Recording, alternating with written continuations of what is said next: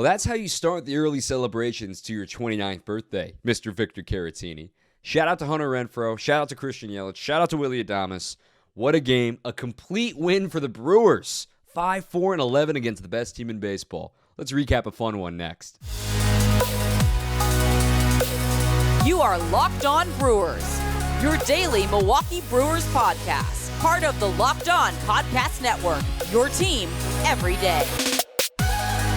I think Hunter Renfroe would still be running if Andrew McCutchen wasn't in front of him. What an incredible read by him on the game-winning run last night. If you didn't stay up for it, you blew it. I know, 3-hour, 45-minute game. That was a tough one to stay up for. But the Brewers, wow, they pulled it out. They win 5-4 in 11 innings over the Dodgers, even one game apiece in this series. I'm Dominic Cotroneo. This is Locked On Brewers, your only daily podcast dedicated to the Brew Crew all season long. I'm the statistician for Alley Sports Wisconsin, and I'm the postgame host on 620 WTMJ for Brewers Extra Innings. So, as we continue on with this new role, count Locked On Brewers as your daily quick feeder for your recap. And if you want to join us in live post-game reaction on WTMJ, you're more than welcome to join us over there too. Also, we got Brewers Weekly coming up here in that regard too, but this has been a fun week. So thank you once again. If you missed it yesterday, my thanks once again. Just reiterating how lucky I am to have the best fans in baseball behind me and supporting me and hanging out with us here talking about the Brew Crew. We're going to talk about this game. We're going to do a quick recap and some of the biggest moments. I'm going to spend a full segment talking about that 11th inning in Hunter Renfroe and the chaos that was. And we're going to get you ready for tonight. We're not going to take too long here. It's how else can you slice it? Because the only way you could talk about the first 9 innings of this game was the home run ball. All 6 runs were scored via home run. It was one of those days that all about the long ball. For the Dodgers, it was 3 solo shots. For the Brewers, it was 2 homers, 1 solo, 1 2-run.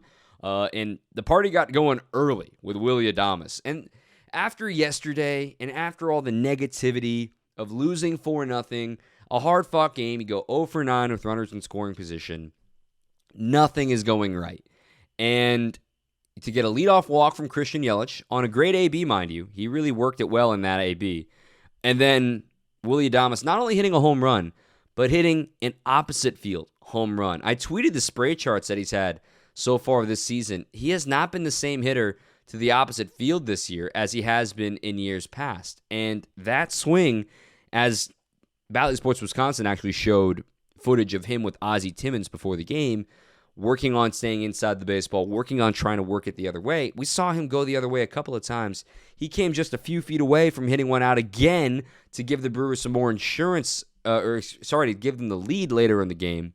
Didn't work out, obviously, but seeing him go back to the opposite field, I think is a well that we've talked about here on the podcast before, can really work for him. And his power is up the middle and to right center.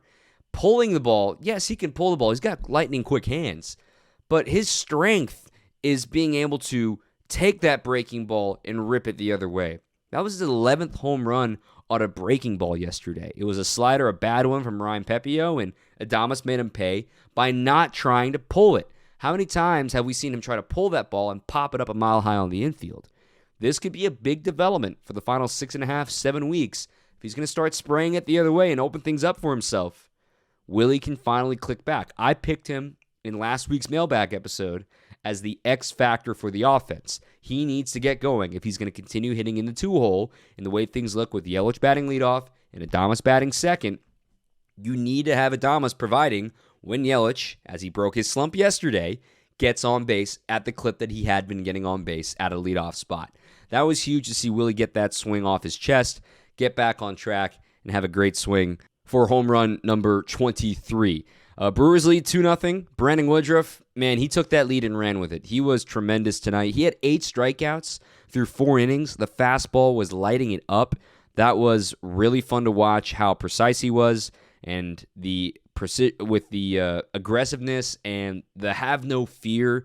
Yeah, I'm facing the Dodgers. I don't care. Here's my fastball. Try to hit it.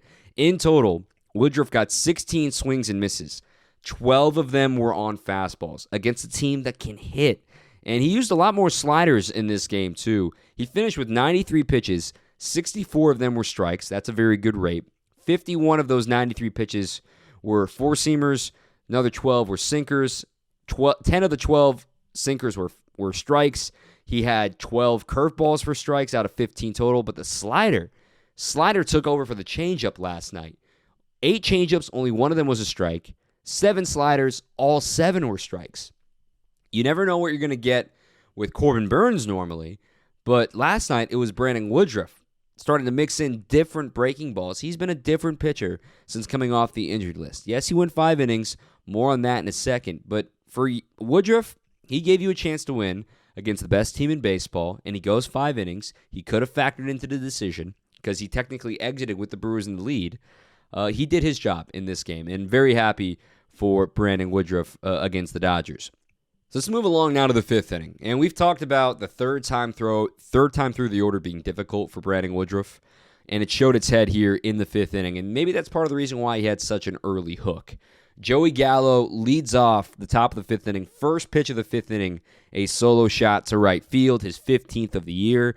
Before you get ahead of me and say, oh, we should have got Gallo, as I said, Keston here is on this team. He's a right-handed Joey Gallo. We've talked about the splits. Go take a look for yourself on Baseball Reference. They're a very similar profile, but Keston's a better hitter, more consistency. So give me Keston coming up here when the rosters expand. So Gallo homers. It's 2-1 now in the 5th. Chris Taylor flies out to right. He hit it well, but didn't quite get it. And then Mookie Betts homers. His 27th. Can we take a quick timeout? Mookie Betts is a freaking superstar. He's one of the best players in baseball. How does he have 27 homers and it feels like it snuck up on me? Like, he has a shot at 40, an outside shot. He has a shot at 40. What a year. Mookie Betts is one of the best baseball players all around and a great dude. But now that ties the game up, and it's 2-2. But with 2 outs, though, Woodruff ran into a little more trouble. He walks Freddie Freeman on 5 pitches, and Will Smith comes up, and he gives one a ride, but it dies on the warning track in left center field for Jonathan Davis to make the play. So all of a sudden, everyone's like, oh, man, what are they going to do? He's at 93 pitches. The game's tied. The bullpen's been shaky. How do you figure this out? And who steps in with 1 out in the bottom of the 5th inning? Christian Yelich.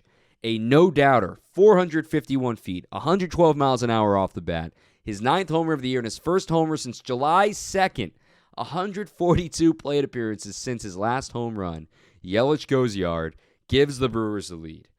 Man, that exhale, that smile walking down the dugout, I think every Brewers fan was smiling because you know what that guy's going through right now. The struggles, and I was, critical of him yesterday with that throw, bad throw from left field. He is pressing. You make mistakes when you're pressed. He was 0 for 26 going into that at-bat. He needed that more than the Brewers needed that. I mean, yeah, it gave the Brewers a lead, obviously, but it wouldn't have hit the same if McCutchen hit the home run or if Urias hit the home run. It wouldn't have felt the same. Yelich hitting that home run, as the kids say, hit different. All right, that was a bad pun. Whatever. Don't cancel me, Gen Z. But that was huge. Christian Yelich, as simple as hitting a home run, needed that. Fast forward now to the 7th inning. Brewers bullpen is in it. Brad Boxberger had a 1-2-3 6th. Matt Bush has the 7th. Joey Gallo flies out on a line shot to left. And then Chris Taylor, again, there goes that man.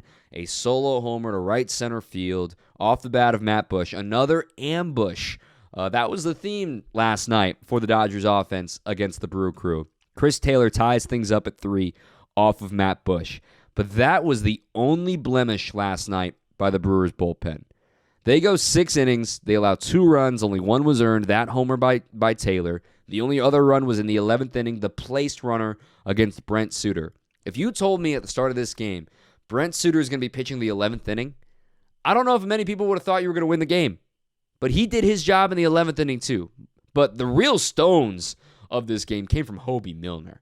My goodness. I still believe Hobie Milner is the MVP of this team. You could easily say, oh, it should be an offensive play, it should be Rowdy Tellez. Fine. Hobie Milner has single-handedly kept the Brewers available to win at least 5 or 6 games just by him getting out of a jam. He had the tall order of the 10th inning in a tie game with a placed runner on second base, facing 9, 1, and 2. Here's how he has to face with, oh, by the way, runner on second base being Joey Gallo. He has to face Chris Taylor, Mookie Betts, Trey Turner, and then Freddie Freeman if anybody reaches base, and then a righty and Will Smith to follow Freddie Freeman. That is a murderer's row of the National League if you tell me otherwise. So he gets Chris Taylor to strike out swinging on an elevated fastball. Awesome. 1 out, man on second, not out of the woods yet.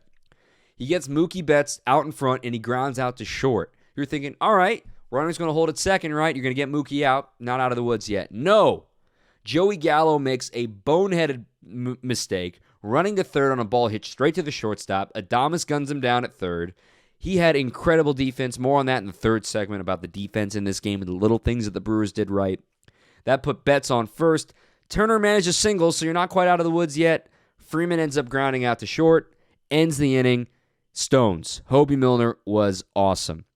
In the 11th, a jam shot Justin Turner single gave the Dodgers the lead. That scored the placed runner, but then more stones from Brent Suter. With 1 out, he faces back-to-back pinch hitters and still a threat going on with runners on first and second base. He gets Hanser Alberto to strike out swinging and Trace Thompson to strike out swinging for Brent Suter. He earned this win tonight. I'm not a big reliever win kind of guy, and he's a vulture, as we know. He steals wins from other guys. He earned this one. Hunter Renfroe, coming up here in the second segment, as we're getting ready to talk about this 11th inning, drops down a bunt, and then all hell broke loose in that frame. What an incredible finish for the Brewers as they win 5-4 after the Victor Caratini bloop single scores 2. Let's talk about that 11th inning now. Wow, just so much fun. Before we get there, I want to tell you about one of our newer sponsors, and it has to do with your liver. If you're struggling health-wise, if you're trying to find a solution to maybe your bloated or digestive issues, maybe you just need a little more energy, you're feeling tired and sluggish, you might have an overworked liver. And don't make any Wisconsin jokes here. This is something that's actually pretty common these days. There are diets that are high in processed foods and exposure to thousands of harmful toxins, and that's putting your liver on overdrive. The solution is you need to cleanse and gently detoxify your liver. And that's where the Liver Health Formula presented by Pure Health Research can help. The Liver Health Formula combines 8 powerful nutrients such as turmeric, beet, and artichoke extract to gently detoxify your liver, restore comfortable and regular digestion, and it can even reduce belly fat. And you can fill your days with renewed energy. And as a listener of Locked On Brewers, you can try Liver Health Formula for free, risk-free, and you'll get a free bottle of Curb Fit with your order. Curb Fit is safe and an all-natural appetite suppressant, making it easier to say no to the naughty foods. GetLiverHelp.com/MLB is where you can learn more about the Liver Health Formula and try the Liver Health Formula risk-free today at GetLiverHelp.com/MLB. Where do I begin with Hunter Renfroe? The second time he's dropped down an epic bunt like this, the guy that's got power that can hit a ball to Waukesha, the guy that can throw out a guy with just a flick of the wrist. He can throw a ball 99 miles an hour from the outfield. He can run hard. He can drop a bunt. He can hit a ball 450 feet away. And he was part of the trade for Jackie Bradley Jr., David Hamilton, and Alex Benelis to the Red Sox. What a deal. He continues to provide for the Brewers. He's a team leader in that clubhouse. He's a veteran now. He knows what he's doing in this organization. He's got another year of team control coming up after this, too. The bunt single to shock Craig Kimbrell with a man on second base, down by a run. There's a lot of ways you could think. When I first saw him drop, I was thinking, but you're here to hit. And then I looked at his numbers against Craig Kimbrell. 0 for 2, 2 strikeouts with a walk. Every batter, you could talk to any big league hitter, and they all have that guy that they just don't pick up the ball well. They don't see it. They have trouble recognizing spin. They don't feel comfortable in the box, whatever it may be. Every batter in the big leagues has that guy. And it looks like maybe for Hunter Renfroe, Craig Kimbrell is one of those guys.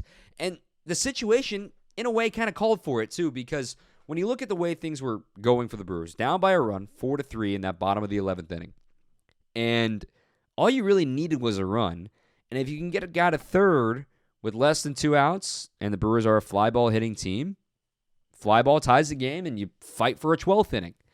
It was a good team play by Hunter Renfroe, and it obviously caught the Dodgers by surprise, But I do think he was trying to hit the sacrifice, and if he beat it out, great, cool, the Brewers would take that, but he was very ready to just take the sacrifice, we, not me type approach there. Craig Counsell revealed after the game that, that was all Hunter, and that's what he does. He has such a great pulse for the game, such a great feel for what the situation, what the moment calls for, and he shocked everybody. And it was a perfect bunt, and it moved McCutchen to third base.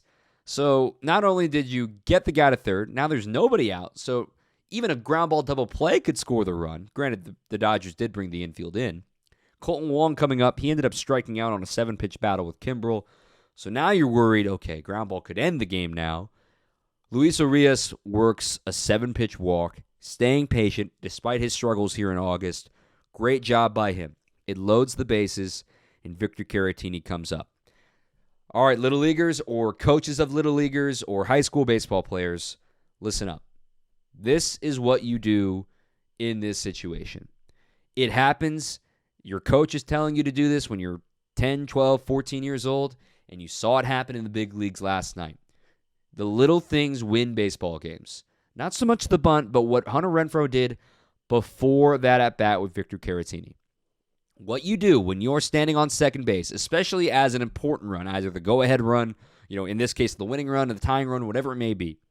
You stand on second base between pitches or between at-bats. You look at where the outfield is being positioned, and you make a mental checklist. Down the left field line, I score. Straight to left field, I probably hold. Left center field, I score. Straight up the middle, I score. Right center field, I score. You go through that whole progression, and you think about bloopers, and you make mental timings of like, all right, well, the ball can drop about here. He can get to this.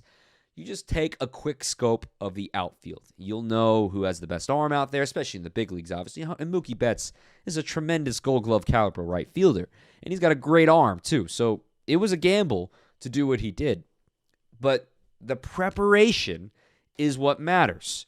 He took the time to know he needed to score. He knew exactly how deep Mookie Betts was playing. Notice when you look back at that highlight, I tweeted his base running, just the ISO of him base running. He never looked back. He trusted his read, and part of that probably has to do with the fact that he knew the game was over one way or another. If Mookie Betts makes the epic diving catch and keeps things, it ends the game by doubling him off at second, so be it. He had to make that gamble. That was a perfectly good gamble. But the other part of that, too, is if he does hesitate for just a moment, if he does look back and try to slow himself down to see if Mookie Betts is coming up with the ball, that didn't matter. He needed every step he could get, trying to gain on McCutchen, who did have to go back and tag just in case, because let's say something crazy happens and Mookie does make the catch and he stumbles with the ball and Renfroe gets a chance to go back and maybe tag up. The point is, McCutchen played that perfectly at third, but Renfroe played it better at second to read it before and visualize what he had to do. What I think about all the time with this example is I go back to 1995, Mariners, Yankees, the legendary Edgar Martinez doubled down the left field line in Game 5, saved baseball in Seattle at the Kingdome. There's a great documentary about that series and about the Mariners in that season, the season that saved baseball in Seattle.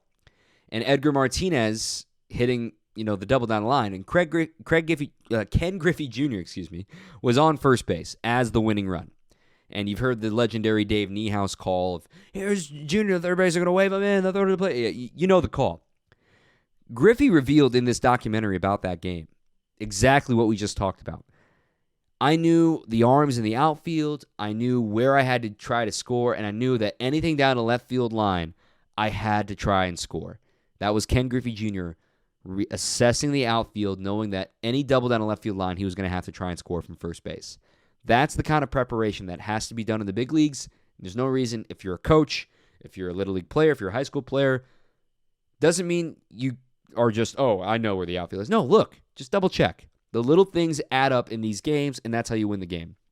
Renfroe, absolutely epic. It's one of those plays that obviously it's risky, and obviously it's thrilling if you pull it off. And I wanted to make sure that if it didn't work out, if Mookie makes an epic catch, or let's say he gets thrown out at the plate, on playing it on a hop, that's 100% the right baseball play by Hunter Renfroe. I kind of compare it to basketball, where you can do everything right defensively, and good offense beats good defense. In this case, Renfroe can make the right read, and he may just be one step too slow, and Mookie throws him out. And good defense beats good offense. That was a heck of a play by two really good playoff teams that know what they're doing. Epic win off of Craig Kimbrell, too. I mean, I love that. Who doesn't love beating Craig Kimbrell? That was really fun. I just wanted to spend a whole time talking about Hunter Renfroe and that play. I could watch him run and reading that perfectly long time. Let's talk about the defense next and get ready for this finale, or this game 3, I should say, tonight. Tony Gonsolin against Eric Lauer. Before we do that, a quick word from NHTSA. Let's say you're hanging out with some friends and putting back a few drinks. A few becomes a few too many. And as the evening comes to an end and people start to head out, you think of calling for a ride? Nah, you live nearby. You can make it home okay. It's no big deal.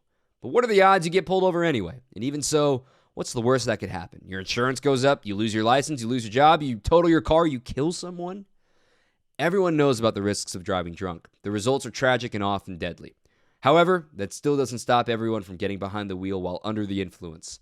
That's why police officers are out there right now looking for impaired drivers on our roads to save lives. So if you think you're okay to drive after a few drinks, think again. Play it safe and plan ahead to get a ride. It only takes one mistake to change your life or someone else's forever. Drive sober or get pulled over. A message brought to you by NHTSA.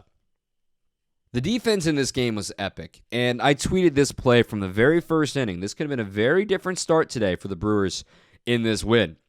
You go back to the first inning and the double by Freddie Freeman with Jonathan Davis playing toward left center because Freeman sprays it the other way so much.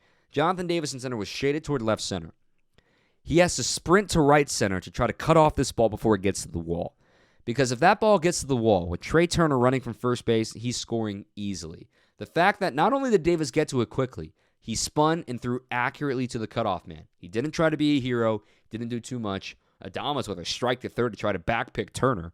That was one of the big plays of defense that you can't forget about, of how it's going to work for the defense, and you got to be tight against a team. You can't beat yourself against the Dodgers. And that was a great first play that isn't going to pop up in the box score. All you see is a 0 in the first inning, but that play by Jonathan Davis is the reason why there was a 0 in the first inning after the grind by Brandon Woodruff with 27 pitches in that first inning to make sure a 0 got on the board there as well.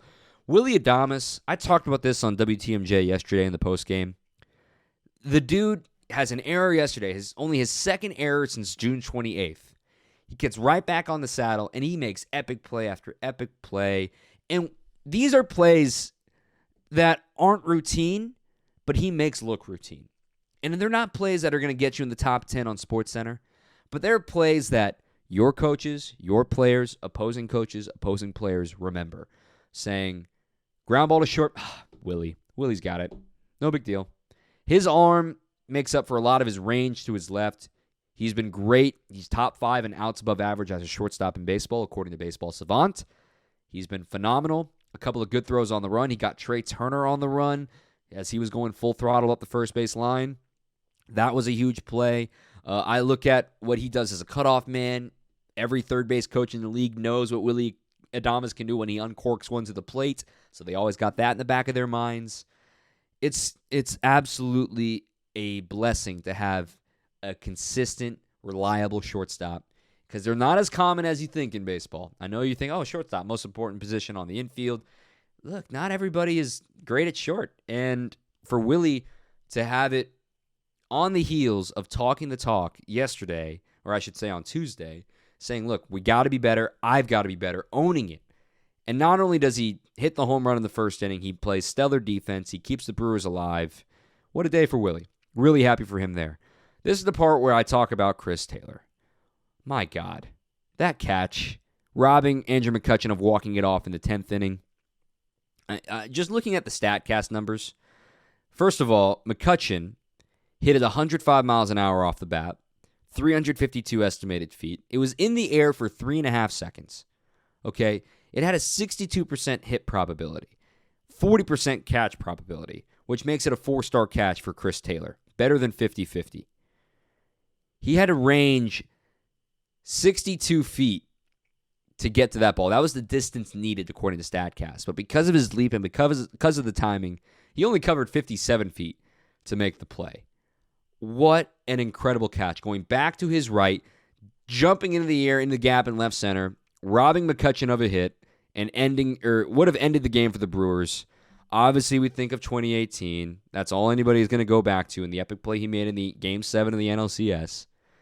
But, hat tip. More than a hat tip. Just salute. What Alex Vezia did on the mound. That's how I felt as a baseball fan. As a Brewers fan, I wanted to just rip something to pieces.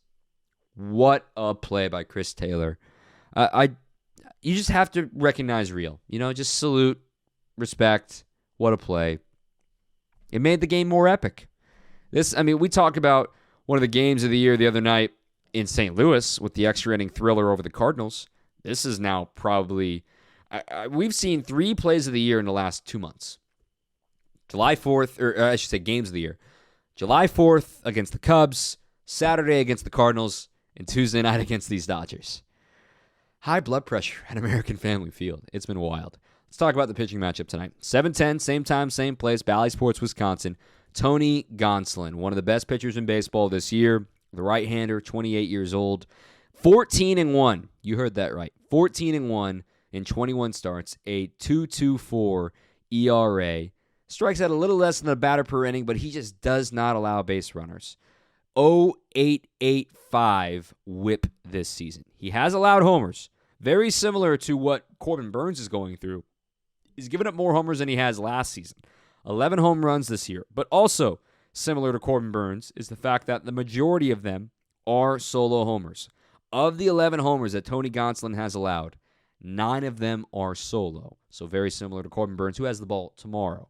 But we talked about it briefly in yesterday's episode. Eric Lauer gets the ball against the Dodgers again. I was actually joking in the press box yesterday with Dodgers TV, Joe Davis and Nomar Garcia-Parra in town, saying, look, with Brandon Woodruff on the mound, gives the Brewers a great chance to win. They always feel confident with him on the mound.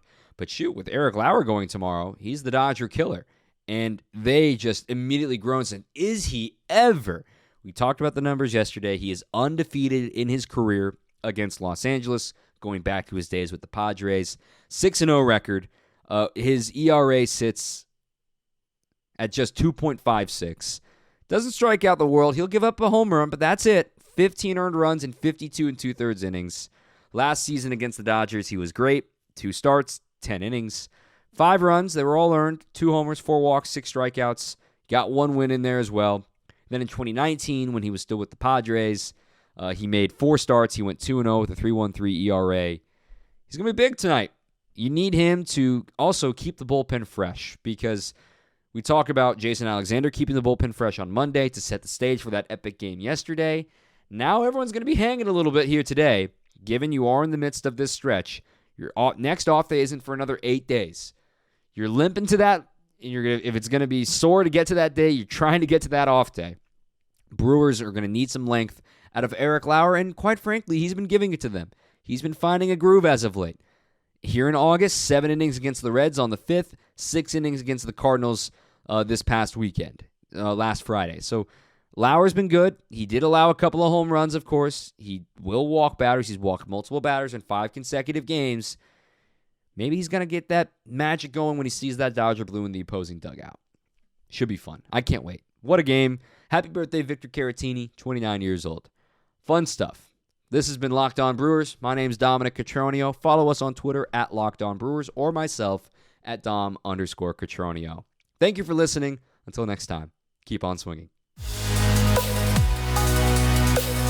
You are Locked On Brewers, your daily Milwaukee Brewers podcast. Part of the Locked On Podcast Network, your team every day.